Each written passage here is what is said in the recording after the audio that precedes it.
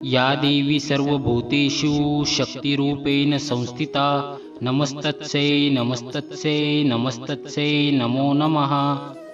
अथर्वतिवारी YouTube channel की तरफ से नवरात्रि की ढेर सारी शुभकामनाओं के साथ आपका फिर से स्वागत करता है। पर्वों की एक छड़ी उमंग और उत्साह लेकर आता है नवरात्रि।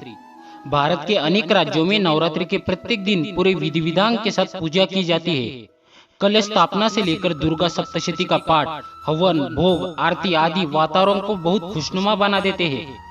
मित्रों, अथर्वतिवारी यूट्यूब चैनल पर हम एक सीरीज शुरू करने जा रहे हैं जिसमें हम नवरात्रि के प्रत्येक दिन अर्थात माँ दुर्गा के 9 रूपों का वर्णन एक एक करके वर्णन करेंगे।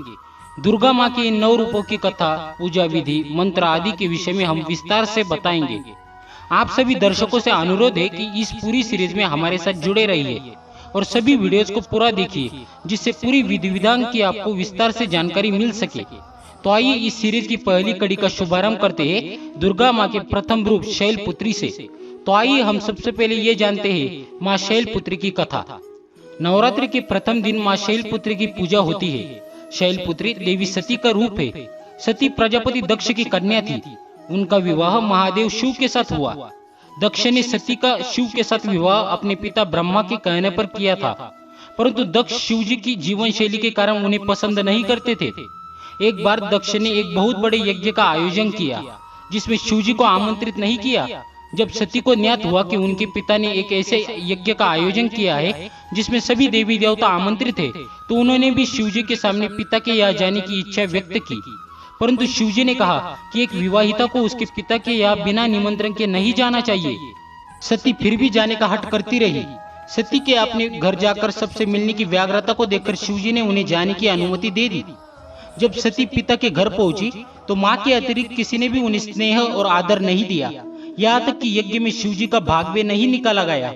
जब सती ने पिता दक्ष से इसका कारण पूछा तो दक्ष ने उत्तर दिया कि शिव वाघांबर धारण करता है, मुंडियों की माला पहनता है, वो देवताओं के साथ बैठने योग्य नहीं है। पति के लिए ऐसे अपमानजनक शब्द सुनकर सती को बहुत दुख हुआ और उन्हें भयंकर क्रोध आया। उन्हें समझ आ गया था कि शिव जी की बात न मानकर उन्होंने बहुत बड़ी गलती की है। भयंकर क्रोधाग्नि में सती ने स्वयं को उसी क्षण समाप्त कर दिया। इस भयावह घटना को सुनकर शिवजी ने अपने गणों को वहां भेजा और यज्ञ को पूर्णतः विध्वंस कर दिया। शिवजी के क्रोध में आकर तांडव करने लगे और सती के शरीर को लेकर सभी दिशाओं में भ्रमण करने लगे। संपूर्ण ब्रह्मांड इस दृश्य को देखकर भयभीत हो गया। तब भगवान विष्णु ने अपने सुदर्शन चक्र से सती के शरीर के टुकड़े कर दिए। ये टुकड़े जिन स्थानों पर गिरे वे स्थानीय शक्तिपीठ कहलाते हैं। माता सती ने अगला जन्म शैलराज हिमालय की पुत्री के रूप में लिया, इसलिए ही उनका नाम शैलपुत्री पड़ा। उन्हें पार्वती और हेमवती भी कहा जाता है। नवरात्रि का शुभारंभ कलश स्थापना के साथ किया जाता है। यह कलश 9 दिनों तक स्थापित रहता है। सबसे पहले एक लकड़ी की चौकी को साफ करके इस पर लाल रंग का कपड़ा बिछाए। इस चौकी पर माँ दुर्गा का चित्र रखे।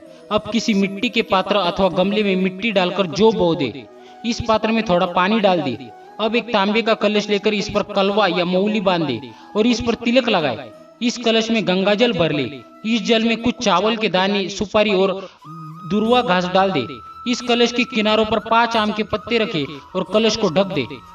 अब एक नारियल को एक साफ लाल रंग के कपड़े में लपेट दे और इसे भी मौली से बांध दे। नारियल को कलश पर रख दे। अब लकड़ी की चौकी पर माँ के चित्र के बराबर जौ वाला पात्र रखे और उस पर कलश स्थापित कर दे। इस कलश को 9 दिन तक ऐसे ही रहने दे और जिस मिट्टी के पात्र या गमले में आपने जौ बोया में उसे प्रतिदिन थोड़ा थोड़ा पानी देते रहे। यदि आपके लिए संभव है तो नवरात्रि के 9 दिन माँ के सामने अखंड ज्योत प्रज्वलित रखे। इसके पश्चात एक छोटे से हवन कुंड में एक छोटे कंडे के टुकड़े को जलाकर रखे। इसमें कपूर डाल दे। 2 लौंग लेकर घी में डुबाकर और सुपारी कंडे के अग्यारी में अर्पित करे। साथ ही रौली और चावल से तिलक करे। साथ ही पूजा में फल मिठाई का भोग लगाए। कुछ लोग प्रथम दिन से दुर्गा सप्तशती के अध्यायों का पाठ करते हैं। यदि आप भी इस प्रथा का अनुसरण करते हैं तो इसे अवश्य करें। प्रतिदिन माँ दुर्गा का कवच का पाठ अवश्य करें। ऐसा करने से माँ का आशीर्वाद सदैव आप पर रहेगा। तत्पश्चात शैलपुत्री के मंत्र का एक माला जप करें। माला में मोतियों की संख्या 108 होनी चाहिए। माँ शैलपुत्री का जन्म इस प्रकार है। ओम शैं शैलपुत्री देवेयो नमः। इसी मंत्र का 108 बार जप करें। माँ शैलपुत्री आयु, सौभाग्य और प्रकृति की देवी है। इसलिए माँ से प्रार्थना करें कि आपके घर में सौभाग्य बना रहे और सभी को लंबी आयु और स्वस्थ जीवन की प्राप्ति हो। अब आरती करके क्षमा याचना करते हुए पूजा का समापन करें। संध्या के समय में भी आरती करें और इसके साथ समाप्त होती है नवरात्रि के प्रथम दिन की पूजा विधि। हमारी मनोकामना है कि माँ शैलपुत्री आपके जीवन में समृद्धि लेकर आए। अगली कड़ी में हम लाएंगे नवरात्रि के दूसरे दिन की कथा और पूजा विधि। जानने के लिए बने रहिए हमारे साथ। जय माँ शैलपुत्री।